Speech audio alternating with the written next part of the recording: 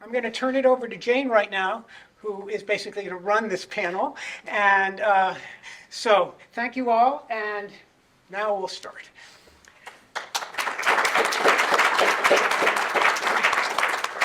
So thank you all so much for being here. If you can't hear us in the back, stand up and cup your ears and we'll talk more loudly. I realized I haven't spoken without a microphone in a long time because I've done so few public events. But I am so happy to be with these extraordinary women on this panel on this subject as part of the library celebrating its 50th year anniversary. And just to show the values of the library, when Ron and I walked in, we saw front and center on a display shelf and borrowed for this occasion this marvelous anthology, All We Can Save, which is women climate scientists and writers on climate, and then the two extraordinary editors of it, Ayanna Elizabeth Johnson and Catherine Wilkinson, they just decided to put some poetry in. And so a dozen poems are sprinkled in this book of climate activism, bringing a community together as they have gone on with the project beyond the pages of the book. And there it was, looking at me as I walked in here. And I just felt, oh, is this happening in the correct community? So to begin with, I wanted to invite each of the fellow panelists to talk for a few more minutes than the one-sentence introduction about what they do and what they can bring into this conversation. And I'll go last on that and maybe a tiny bit longer with the framework. I'll stop when I feel like I'm being tedious. And then we'll just all have a conversation, including with questions from you. So Stephanie, would you begin? Sure. I too am very honored to be on this panel. I feel a little awkward because I'm not a poet and I'm certainly not a scientist. But I am a generalist, and as you heard from Ron, I work for the Nature Conservancy. I spend half of my time there as the climate advisor for the Alaska chapter, and half of my time running a global initiative called Women in Climate, where we convene women leaders to work on climate change solutions. So the Nature Conservancy is a science-based organization that is operating in 70 countries. We have chapters in every state in the United States. And we're trying to have the highest impact on climate change and biodiversity loss that we possibly can with this large organization. I'll talk more after we do introductions about what that work looks like in Alaska. But we're working on breakthrough science at all times in a bunch of different ways all over the world. We're amplifying the voices of local leaders and trying to influence policy because the policy shifts are required for us to resolve the climate crisis. So that's me. As Ron said, I came to the Nature Conservancy after a long career in the transportation industry.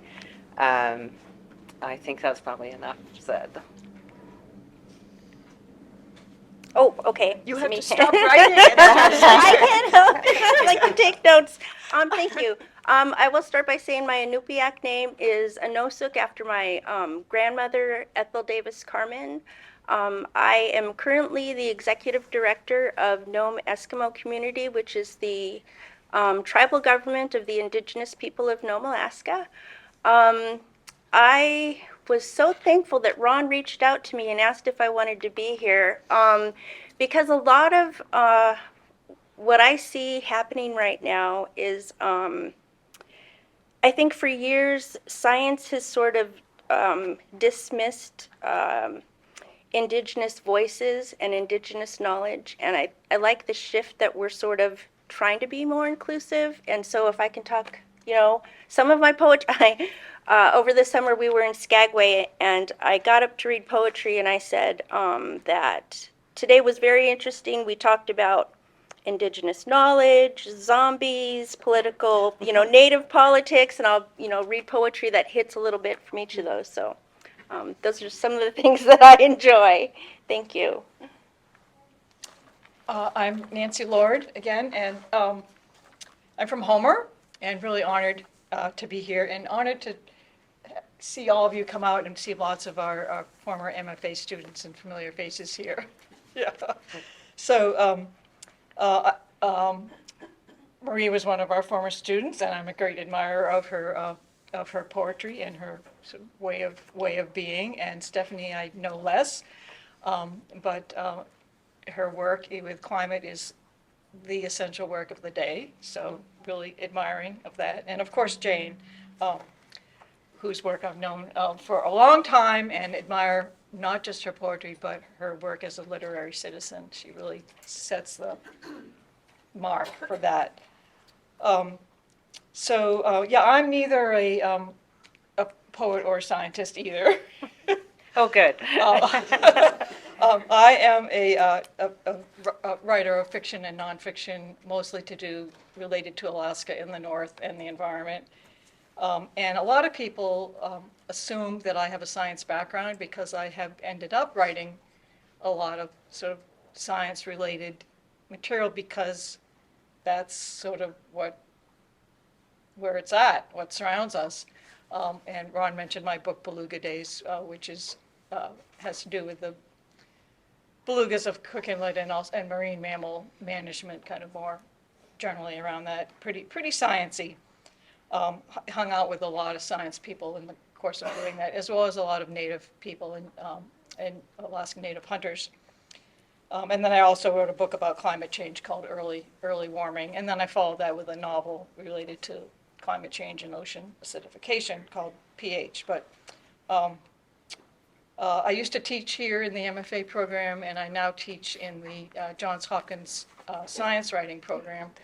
And it's actually an asset to not be a scientist to teach that, because most of the students are scientifically trained, but the program is about writing for general audiences. So I'm able to be the stupid person who says, I don't understand this. You need to speak English. So yeah, and I have more comments, but we're going to do another round. We're going to do another round. Okay. We're absolutely going to do another round. Okay. And I'm going to blur my 2 rounds. Just like you, I started out simply a writer and discovered that science began coming into my poems with increasing frequency, partly for reasons of curiosity. I mean, the earliest poem of mine that I still give at readings was written in 1982 and just happens to have terms from particle physics in it. As a woman who never took a science course of seriousness after 11th grade, it was all psychology after that to fulfill the credits. But the vocabulary of science is the vocabulary of our era, one of the major ways of understanding, plus it is delicious and specific and informative, and how could you resist using that body of knowledge and that lexicon in our way of thinking through the dilemmas of our time.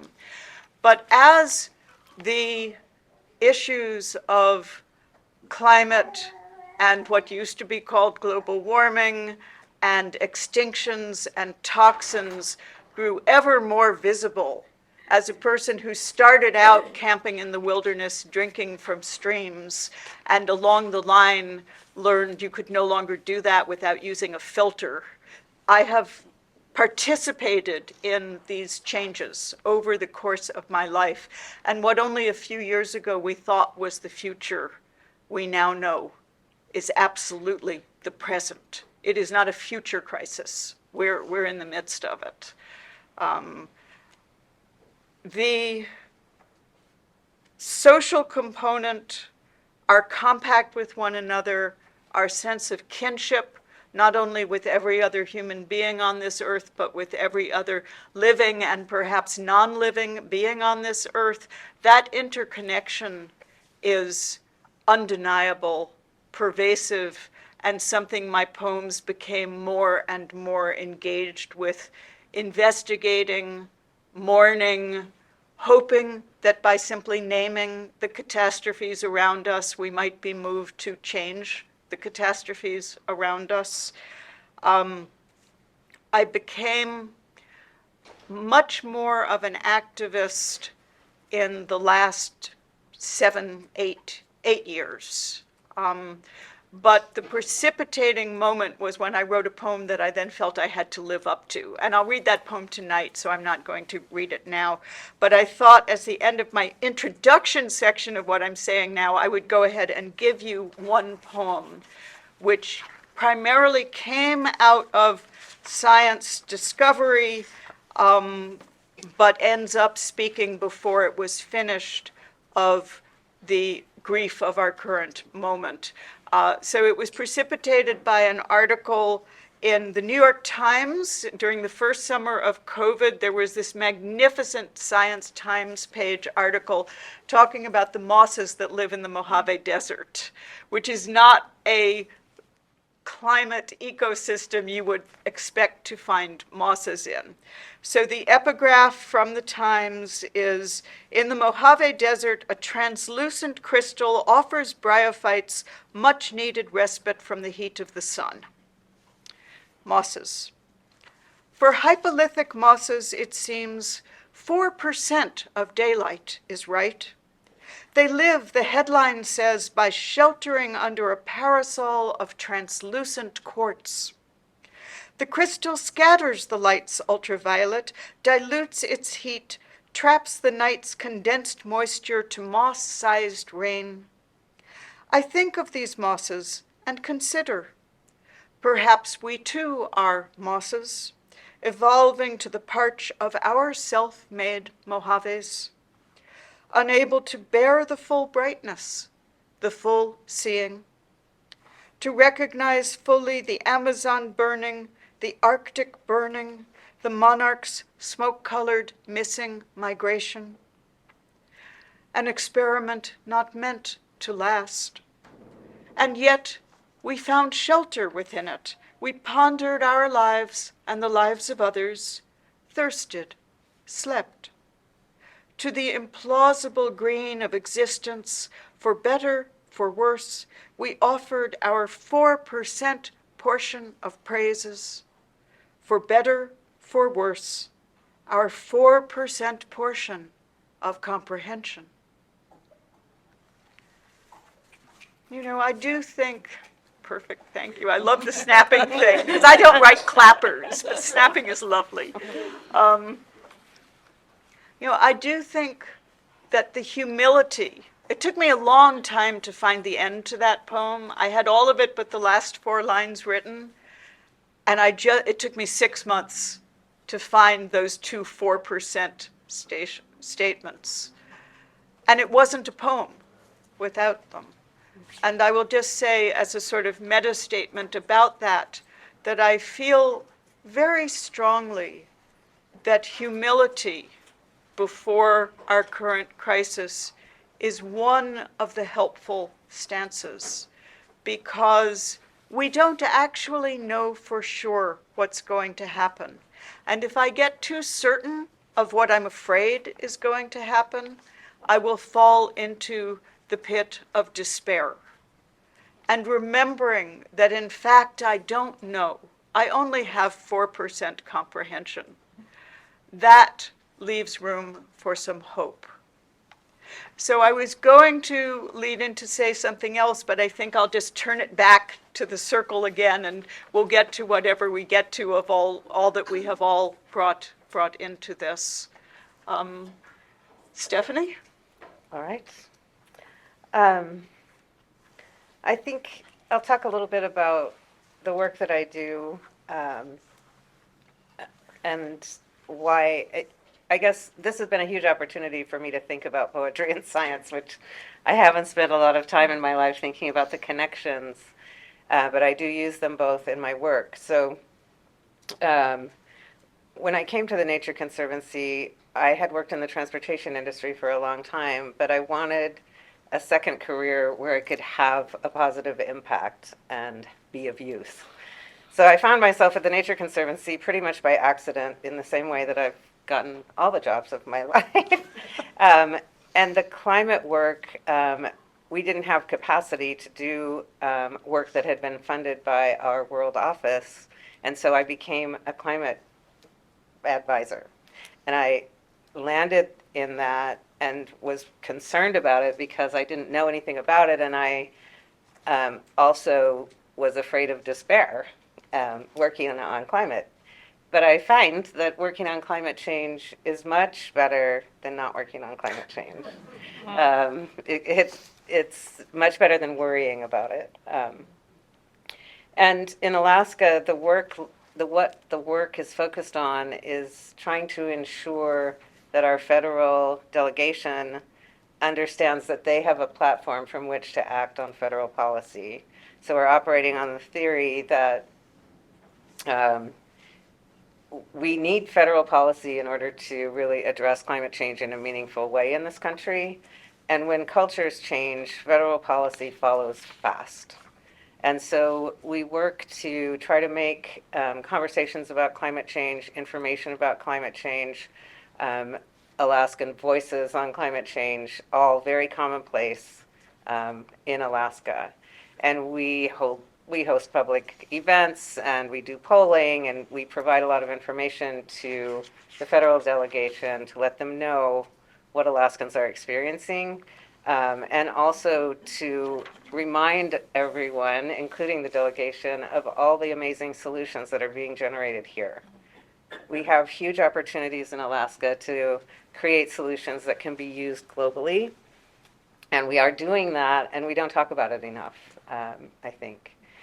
So that's the Alaska side of the work that I do. The Women in Climate work, which is the passion for me, is an initiative aimed at making sure that women are leading the climate movement. I believe that women's leadership is necessary for us to survive the climate crisis. We know from studies that women's leadership is more effective in times of crisis, and women around the world are stepping up and proving that to be true by doing the hard work of addressing climate change in the most meaningful ways. So, having said all that, in my work with the Women in Climate Initiative, we're bringing together women from very different backgrounds. So, industry leaders, politicians, poets, artists, scientists, and we bring them together in those eclectic groups because that generates the creative space for them to collaborate on solutions. And we need all those ways of knowing in order to come up with new ideas and new ways forward. So it's very exciting to be in the room with women who are working on climate change in a whole bunch of different ways, and exciting and inspirational. And I think part of what I'm liking so much about that work is that it's showing me that everything can change. And I believe everything will change and has to change in this moment, including our financial institutions, our economies, our social contracts with each other and the earth. And when I see these women together, working together, I can believe that we can do that. It gives me hope. So I called my brother last night because he's a lot smarter than I am. So I called my brother Kevin and said, "What am I supposed to talk about tomorrow?" And he said, "Well, Steph, you know, science and poetry are different." He said, "Science is just looking at random atoms bouncing around. That's science. And poetry is all the beautiful words. Science can only describe what we are and where we are. Poetry can give us the connections and help us understand all the causation." So that was really helpful to me, and I started thinking about how I use science and poetry in my work. I, as Nancy or Ron, somebody said, have loved poetry all my life because my parents were both poets. And they gave us beautiful language to describe the world around us and to help us understand who we were and what the world around us was about. And so when we think about the facts and the science that we need to understand and do what we're doing. We also need the poetry to help us understand why we're doing what we're doing and how we might change. So it gives us the spiritual heart of whatever's happening. Science tells us that we can address climate change. We know what to do. We're just not doing it fast enough. And that's the science on it. That informs our thinking about what we might undertake. Poetry tells us how we feel in this crazy time, right? It tells us how to be creative and how to be courageous in this moment. So I'm relying on the Nature Conservancy science, they're grounding in science to ensure that I understand what's happening, and then I rely on poetry to give me hope. And I'm going to read a poem that was written by my father. I love it because although it doesn't specifically speak to science, it does talk about the natural change of the seasons. And I also love it because he identifies the power to change the seasons as feminine, female. It's called Homecoming. Autumn stands quietly, poised among aspen. We eye each other carefully as yellow leaves, listening for their own falling. Now ice grows towards the center of ponds. Red leaves lie like old blood in the meadows. At the far edge of loneliness, a woman waits. She weeps silently, the cry of snowflakes falling, calling winter home. It's beautiful.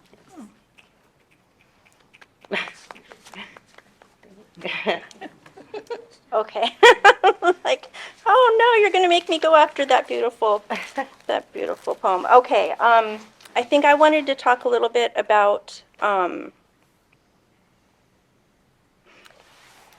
something that Stephanie said about science and poetry being different, and that science describes what we are and where we are. My first thought was, this always happens to me, someone says something and I'm like, I disagree. And so but that's right. So that's part of being an advocate for climate change, or for, whatever program you're working on, is being willing to say things that are disagreeable. Yes. Or being willing to be the only person that stands up to say them. And I think that,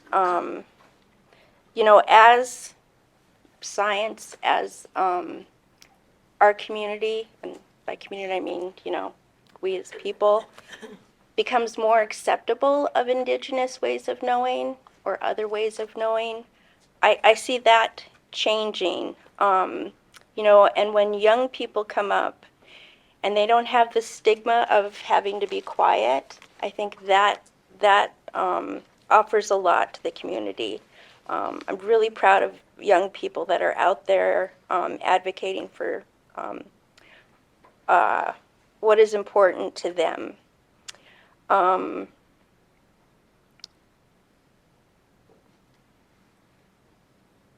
I wanted to find a poem because now I feel like I have to read a poem also. Yes, you do Okay. read a poem. Okay. Give me 1 second. This is one. I enjoy this poem because I think this is one that was in AQR. It's also a zombie poem. I think of it like that. Approaching winter. A lone gull makes its way across an expanse of silt, stinking of mullukchucks and rotting willows, loose feathers, and one discarded sock, which clings to the anchor line of a dogged fisherman's net. An abandoned snow machine, sunk last spring, sits exposed near the far shore. The gull is white and mottled gray, ambling on pink legs, long, pale yellow beak raised in the air, a debutante, unsure of how to hike her ruffled gown. Oh, That's- beautiful. Yeah. Thank you. But yeah, so I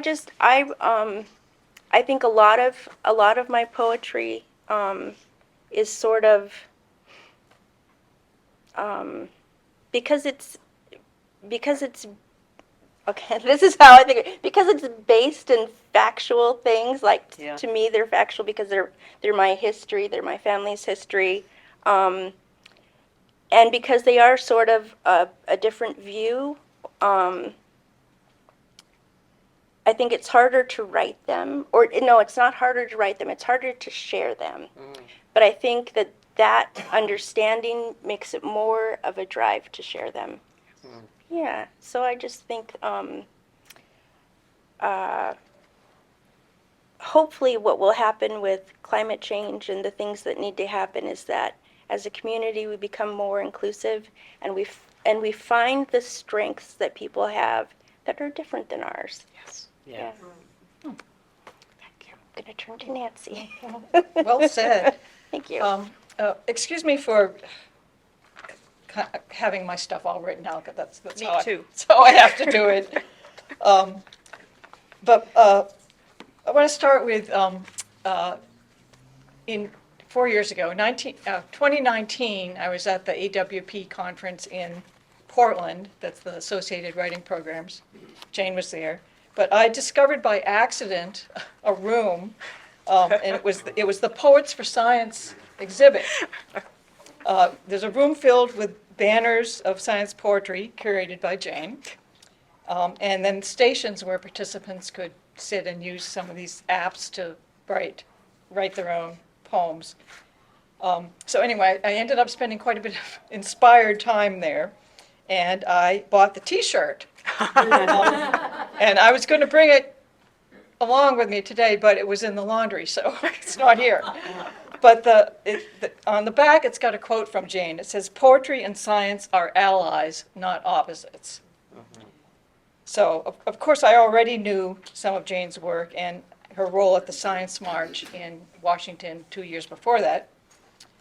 And I'd thought, or I'd agreed for a long time, that science and art are two parallel ways of investigating the world, two ways not in conflict, but in support of one another. I sometimes refer to a quote from Albert Einstein in 1937 to show that this is not a new thought, but Einstein wrote, "All religions, arts, and sciences are branches of the same tree." Yes. That's kind of my thing. So anyway, I'm a longtime Alaskan now, for about 50 years of residence and a similar length of time writing as a way to explore the questions that interest me. I love poetry, I love reading it, and I would aspire to writing it if I thought I had the kind of leaping mind that it requires, and I just don't. I'm way too rational. I try.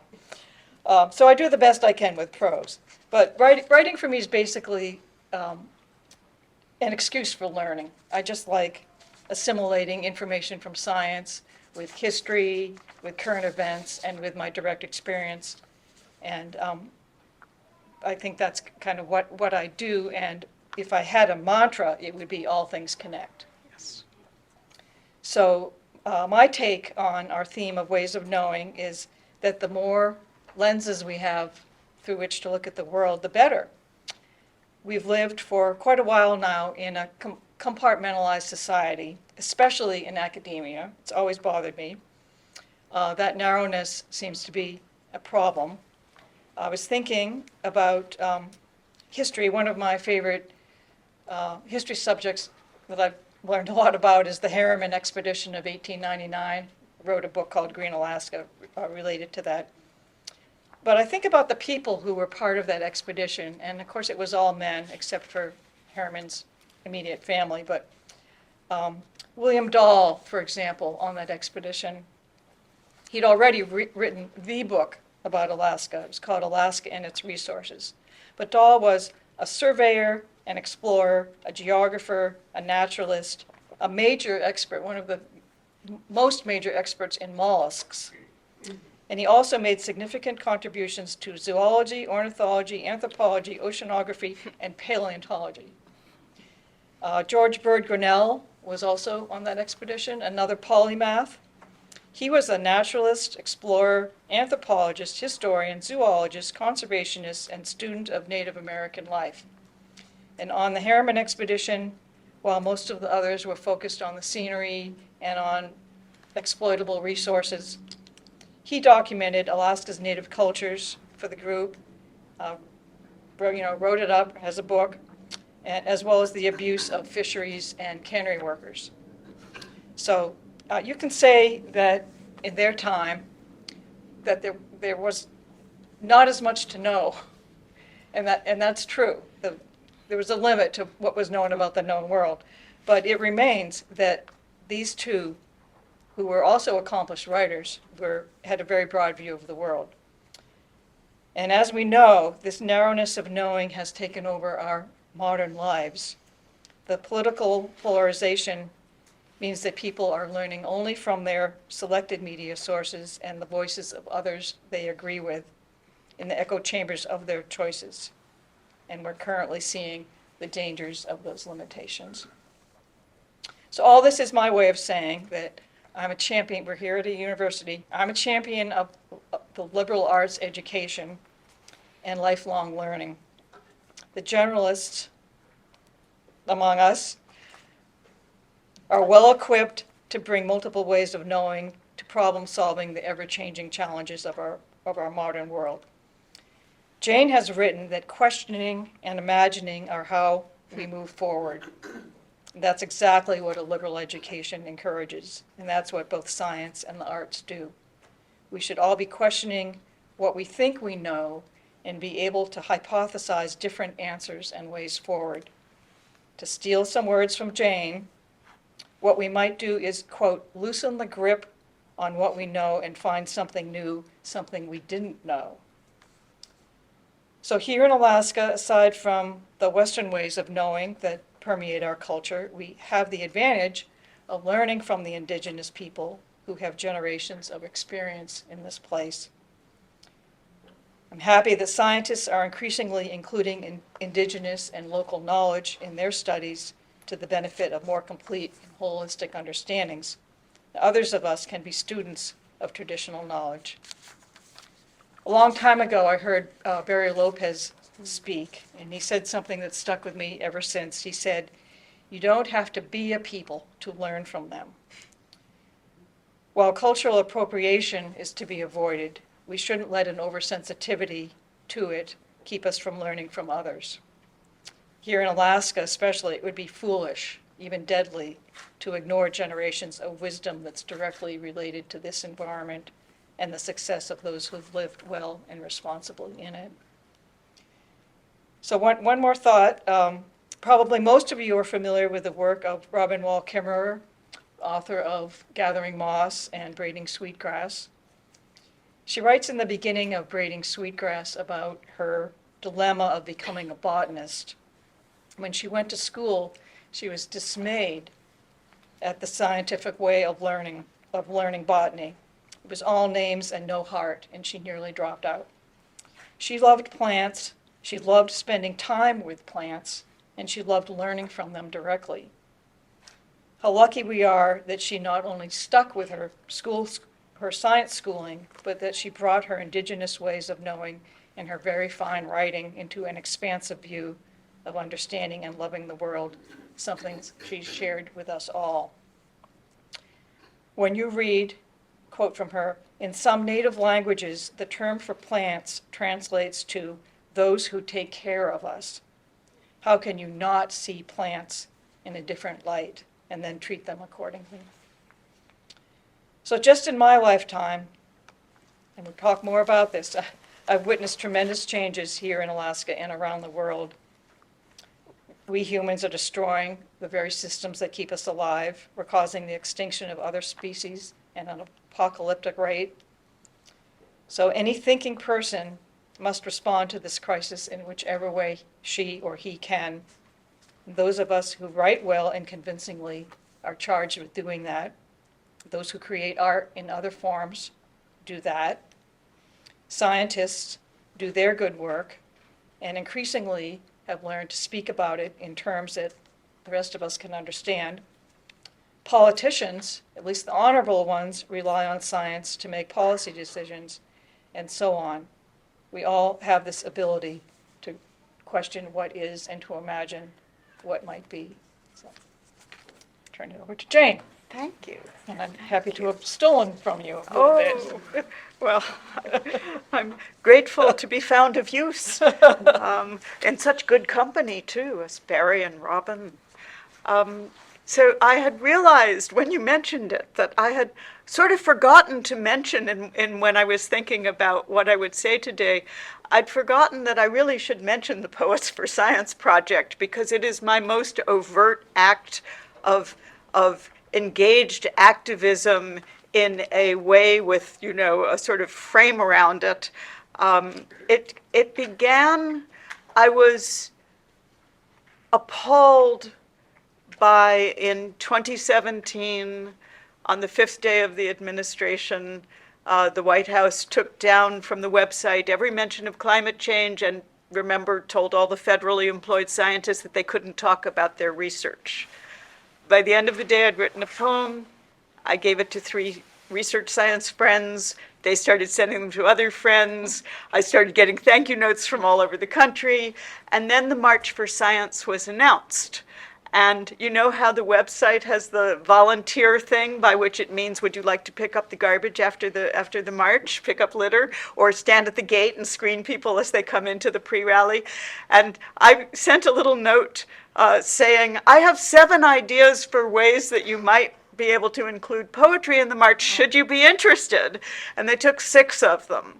They did not take my suggestion that I should walk in the march with a mule with panniers on either side and science poems in them, handing them out. They were probably wise not to take that.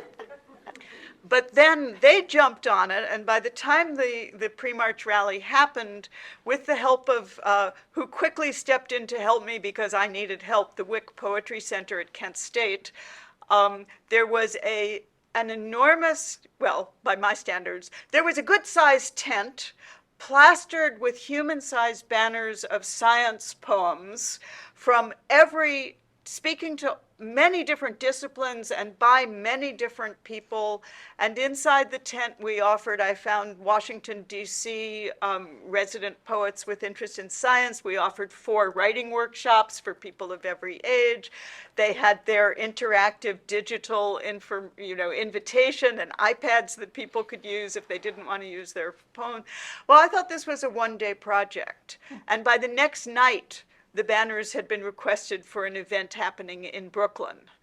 And since then, it has traveled all over the country. It has been at the Broad Institute of Neurosciences in Cambridge, Massachusetts. It has been at the John Muir National Monument in Martinez, California. It's been at the newly founded Natural History Institute in Prescott, Arizona. It's been at AWP in Portland. It's currently on display for 6 months at the National Academy of Sciences in Washington, D.C. So I guess the idea had legs. And part of it is simply the phrase, Poets for Science, strikes people as so implausible that everybody wants to find out what that looks like. And I was very happy. So it had the original banners, it couldn't be limitless because they cost money to make and you need a place to put them. The original banners had, work by everybody from 2 of the great elders of environmental awareness in poetry in America, Gary Snyder and W.S. Merwin, a poem about the number pi by the Polish Nobel Szymborska, Camille Dungy, one of our great poet naturalist writers, Vijay Sesrati, just a huge range of people. But I felt it was incomplete, and I kept waiting for the WIC to give me permission to add a few extras. And amongst the few extras is a poem by Simon Ortiz, because an Acoma Pueblo elder in the poetry world. And I had felt this is really a missing component, and I was very happy when I could finally put in his poem, Notion of Time. So that is that project. There's a big website. Almost everything is available on it. If any of you want to look up Poets for Science, you can find out more about that. But then my task, of course, is to speak a little bit to the topic of this panel, ways of knowing. And I will see again whether I'll say all of it or just some of it. And everybody has touched on some of what I had already planned to say already. Science knows through observation, experiment, and verification. Poetry knows through words. And so I thought one thing to do is to look as a poet at this word, observation, and its several meanings. And to start with, another great early scientist, polymath, R.A. Fisher, was one of the early people working on evolution. And he said, and I think this is true of science and true of poetry, observation is the only way that any real new knowledge comes into the world. Now, when you look up observation, it has 4 meanings. The oldest meaning is to keep awareness and watch over. Another meaning is to behave in a certain way, and that's the use of it as, when you observe the holidays, when you observe a religious tradition. So it is a practice, a way of being in the world. A third meaning is to look especially without interfering. So that's the use of a patient is under observation. And then the last meaning is to say what you've seen. So I am right now making observations to you about the word observation. And all of these come together and cast a certain light on poetry and science, their samenesses and also their differences. And so I do feel that, the scientific, to look without interfering isn't quite true of science, because any experiment is usually setting up a very specified interference to see what will come of that. And I'm not going to bring in, Heisenberg or quantum physics to this. But I will say that these proceedings of the allies in understanding, we travel a long way together because both fields are interested basically in making a new discovery or a new relationship to what we have discovered. And so I've got this little list of similarities and differences between science and poetry, and I'm going to say it very fast so that we have time for some questions from you all so that we can talk about whatever else you might be interested in. Thinking about scientific and poetic discovery. Science, an investigative endeavor. Poetry, an investigative endeavor. Science, beautiful and provocative. Poetry, beautiful and provocative. Scientists and mathematicians are always talking about elegance and beauty in what they find. Both are epiphanic in that each recognizes the new and is interested in the new. Scientific discovery is summarizable and repeatable. Poetic discovery is repeatable but not summarizable. You can say the same poem again and repeat the experience or something vaguely similar to it, but you can't ever paraphrase it or abstract it to a formula, I hope. Scientific discovery, primarily impersonal and sometimes anonymous. Very few of the discoveries that surround us have a name attached. Newton, Copernicus, Einstein, Heisenberg, but Marie Curie, but, most of the time they sink into the general fact of existence. Poetic discovery kind of stays with its maker. It stays personal. Scientific discovery wants to be accepted if it's true. Poetic discovery is basically a wrestling with the unacceptable. Scientific discovery wants to be useful, is primarily useful. Poetic discovery, well, we all know Auden says poetry makes nothing happen. So poetic discovery is useless and yet helpful Useless but not useless because, as was already said, you don't change the world without changing the culture, and you don't change the culture without changing the human heart. Scientific discovery primarily concerned with the objective, what can be, decided by everybody is. Poetic discovery, subjective, even when it's looking at the objective. That's what we're bringing to the table, is the emotional response that allows you to know how you feel about the facts of the world as we live in it. Scientific discovery seeks, finds, uses rules. Poetry seeks out and wants to find the unruly. And that's true even of the poems which live inside rules, like sonnets or haiku or tanka, sestina. They have a lot of rules in order to precipitate what isn't yet known. Scientific discovery begins with what is and what is outer. Poetic discovery begins with what is, but is primarily inner.